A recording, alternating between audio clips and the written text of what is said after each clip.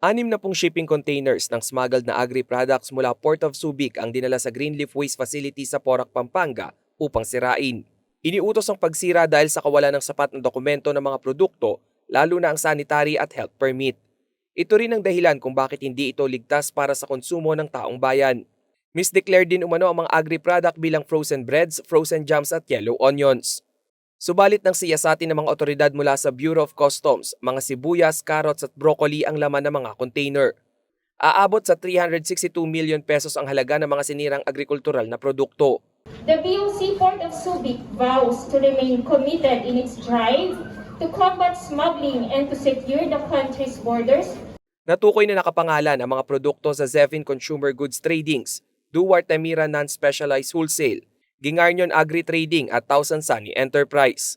Ang mga nabanggit na kumpanya ay naharap sa kasong paglabag sa Customs Modernization and Tariff Act at Department of Agriculture, Circular No. 04 Series of 2016. Rainiel Pawid, CLTV News.